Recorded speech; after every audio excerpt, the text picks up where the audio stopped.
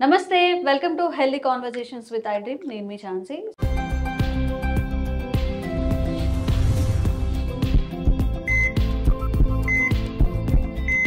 So ఈరోజు మనం Medicover హాస్పిటల్లో ఉన్నాము. డాక్టర్ రంజిత్ గారు మనతో ఉన్నారు, consultant neuro physician. So young జనరేషన్స్లో కూడా ఇప్పుడు బ్రెయిన్ స్ట్రోక్ అనేది ఎక్కువగా పెరిగిపోతుంది.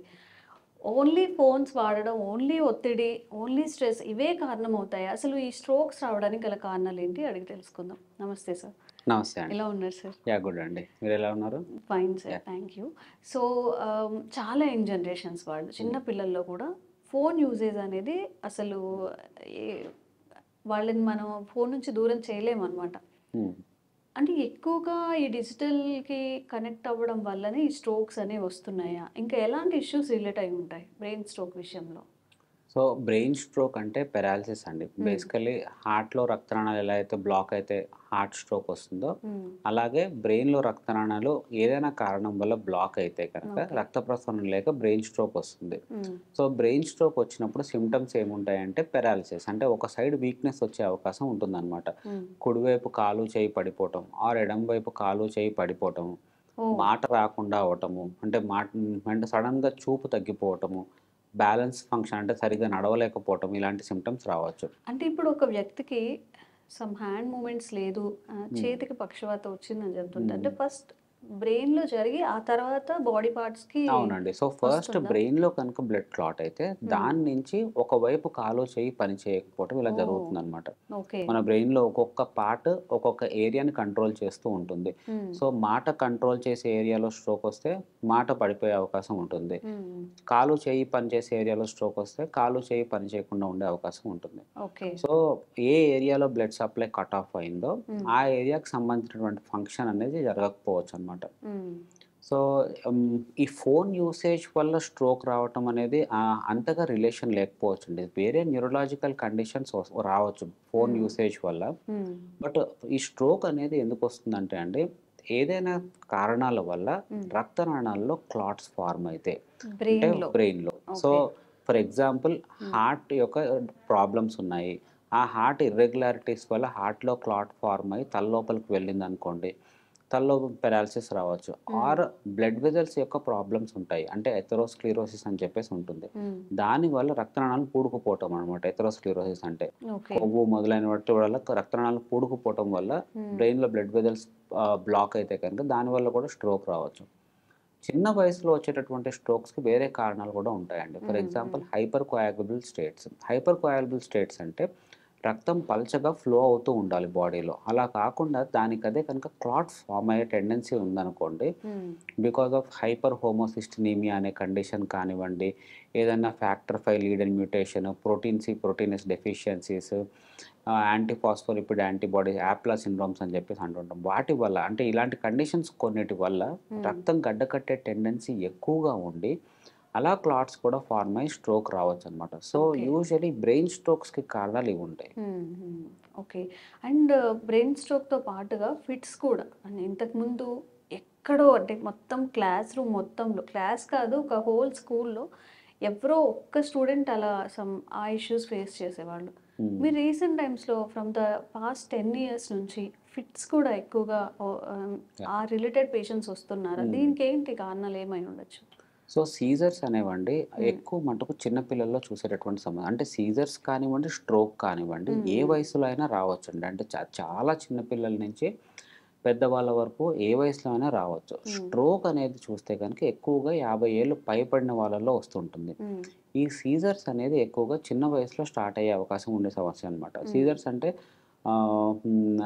ఎపిలెప్సీ, అంటే కాళ్ళు చేయి కింద మూర్ఛ అని చెప్పేసి అంటుంటారు కదా, అది సీజర్స్ అనమాట.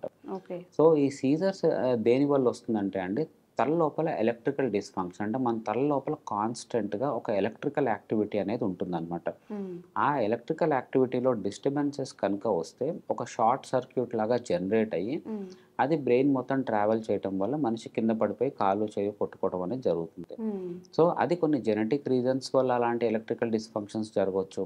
కొన్నిసార్లు స్ట్రక్చరల్ డిసీజెస్, అంటే బ్రెయిన్ చిన్నప్పటి నుంచి కొంచెం సరిగ్గా ఫామ్ కాకపోవటం వల్ల కానివ్వండి, లేకపోతే ఏదైనా ఇన్ఫెక్షన్ వచ్చి తగ్గటం వల్ల, ఏదైనా మచ్చలు ఫార్మ్ అవటం వల్ల కానివ్వండి, ఆర్ కొంతమందికి స్ట్రోక్ రావటం వల్ల ఆ క్లాట్స్ ఫార్మ్ అయ్యి ఆ రీజన్ నుంచి గ్లయోటిక్ ఫోకస్ అని చెప్పేసి ఫార్మ్ అయ్యి ఆ రీజన్ నుంచి ఫిట్స్ రావటము. ఆర్ ఏదైనా హెడ్ ఇంజరీ అయితే అంటే ఇంతకుముందు తలకు దెబ్బ తగిలితే ఆ రీజన్‌లో ఒక గ్లయోటిక్ ఫోకస్ లాగా ఫార్మ్ అయ్యి దానివల్ల సీజర్స్ రావటము. ఇలాంటివి వస్తుంటాయి. బట్ చిన్న వయసులో చూసిన వాళ్ళకి చిన్న పిల్లల్లో చాలా మటుకు సార్లు ప్లెయిన్ ఎలక్ట్రిక్ డిస్‌ఫంక్షన్ వల్లనే సీజర్స్ వస్తూ ఉంటాయన్నమాట. సో మీరు చెప్పినట్టు ఆ స్కూల్‌లో కింద పడిపోవటము ఇలానే చాలామంది పిల్లలు వస్తూ ఉంటారు. సో అలా వచ్చినప్పుడు ఏంటి అనంటే బేసికల్లీ రీజన్ ఏంటి? వాళ్ళ ఎంఆర్ఐ బ్రెయిన్ బానే ఉందా? ఏదైనా డెవలప్‌మెంటల్ ప్రాబ్లమ్స్ ఉన్నాయా? ఈజీ ఎలా ఉంది? నెక్స్ట్ మళ్ళీ వచ్చే అవకాశం ఎంతవరకు ఉంది? ఇవి అసెస్ చేసుకొని ట్రీట్మెంట్ స్టార్ట్ చేస్తూ ఉంటాం. ఓకే. ఇప్పుడు నార్మల్‌గా జెనెటికల్‌గా ఇప్పుడు మేనరికం పెళ్ళిళ్ళు అంటూ ఉంటారు కదండీ! సో అట్లా ఏమైనా 3 జనరేషన్స్, 4 జనరేషన్స్ మ్యారేజెస్ చేసుకున్నప్పుడు ఈ ఫిట్స్ గానీ, ఈ బ్రెయిన్ స్ట్రోక్ గానీ ఇవి వచ్చే అవకాశం ఉంటుందా? సో యూజువల్లీ ఏంటంటే అండి జెనెటిక్‌గా సీజర్స్ వచ్చే టెండెన్సీస్ అంటే జెనెటిక్ ఎపిలెప్సీస్ అని చెప్పేసి ఉంటాయండి. సో జెనెటిక్‌గా సీజర్స్ వచ్చే టెండెన్సీస్ ఒక 5-10% ఆఫ్ ఎపిలెప్సీ కేసెస్ జెనెటిక్‌గా ట్రాన్స్‌ఫర్ అయ్యి చెప్పి పేరెంట్స్‌కుంటే పిల్లలకి రావడం అలా జరుగుతూ ఉంటుందన్నమాట. సో వాళ్ళల్లో ఏంటి అంటే మేనరికపు పెళ్ళిళ్ళు చేసుకునే వాళ్ళల్లో బికాస్ ఆ జీన్స్ ఎక్కువగా ట్రాన్స్ఫర్ అయ్యే అవకాశం ఉంటుంది కాబట్టి సో వాళ్ళకి పేరెంట్స్ కనుక ఉంటే పిల్లలకి వచ్చే అవకాశం అనేది కొంచెం ఎక్కువగా ఉండే అవకాశం ఉంటుంది. So same holds good with stroke. Stroke కూడా ఏంటి అనంటే కొంతమందికి జెనెటిక్ మేకప్ వల్ల అంటే వాళ్ళ జీన్స్ వల్ల తొందరగా ఎథెరోస్క్లెరోసిస్ వచ్చే అవకాశం ఉంటుంది. అంటే చిన్న వయసులోనే స్ట్రోక్ వచ్చే అవకాశం ఉంటుంది. కొంతమందికి వాళ్ళ జెనెటిక్ మేకప్ వల్ల హైపర్ డిస్లిపిడీమియా అంటే కొలెస్ట్రాల్స్ ఎక్కువ ఉండటం కానివ్వండి, కొంతమందికి కొన్ని రకాల మైటోకాండ్రియల్ డిజార్డర్స్ అని చెప్పేసి అంటుంటాం. అలాంటివి రావటం కానివ్వండి అవకాశం ఉంటుందన్నమాట. సో వాళ్ళకి కూడా ఎవరైనా పేరెంట్స్‌కి ఉంటే కనుక పిల్లలకి వచ్చే అవకాశం అనేది ఉంటుంది. ఓకే. మరి దీనికి ట్రీట్మెంట్ ఏంటి? ఎన్ని ఇయర్స్ మనం ఇది వాడాల్సొస్తుంది? సో ఏదైనా సరే అండి. సో స్ట్రోక్ కనుక వస్తే ఒకసారి స్ట్రోక్ వస్తే యూజువల్లీ దానికి కారణం ఏంటి అని చెప్పేసి తెలుసుకోవడానికి ట్రై చేస్తామండి. సో కారణం ఏంటి అని చెప్పేసి ఫర్ ఎగ్జాంపుల్ ఈ కొలెస్ట్రాల్ ఎక్కువ ఉండటం వల్లనే వచ్చింది. ఆర్ హైపర్ టెన్షన్ వల్ల అంటే బ్లడ్ ప్రెషర్ ఎక్కువ ఉండటం వల్ల వచ్చింది. ఆర్ షుగర్ వల్ల వచ్చింది. ఆర్ హైపర్ హోమోసిస్టినిమియా వల్ల వచ్చింది. అలాంటి కొన్ని కండిషన్స్ ఆ కండిషన్స్ ఐడెంటిఫై చేయడానికి ట్రై చేస్తాం. దాన్ని కరెక్ట్ చేయడానికి ట్రై చేస్తాము. దానితో పాటు ఫర్దర్‌గా క్లాట్స్ ఫార్మ్ కాకుండా యాంటీ ప్లేట్లెట్స్ అంటే బ్లడ్ థిన్నర్స్ అనేది స్టార్ట్ చేస్తామండి. సో బ్లడ్ థిన్నర్స్ అనేది చాలా మటుకు మందికి ఆల్మోస్ట్ లైఫ్ లాంగ్ అవసరం పడతాయండి. సో పెద్దవాళ్ళకైనా లైఫ్ లాంగ్‌గా వేసుకోవాల్సిన అవసరం పడుతుందన్నమాట. ఒకసారి ఇస్కెమిక్ స్ట్రోక్ వచ్చింది అని అంటే. చాలా రేర్‌గా కొంతమందికి 3 మంత్స్‌లో మానేసి ఆపే అవకాశాలు ఉంటాయి. But you can imagine that almost 99% of people will require blood thinners for life long. Okay. So ఇది complete information about brain strokes and fits and ఈ రిలేటెడ్ ఇష్యూస్ ఏదైనా మీరు ఫేస్ చేస్తున్నట్లయితే, ఇంకేదైనా కాంప్లికేషన్స్ ఫేస్ చేస్తున్నట్లయితే కూడా కామెంట్ చేయండి. తప్పకుండా దాని మీద కూడా వీడియో చేసే ప్రయత్నం చేస్తాం. అవేర్‌నెస్ కల్పించే ప్రయత్నం చేస్తూనే ఉంటాం. Thank you sir.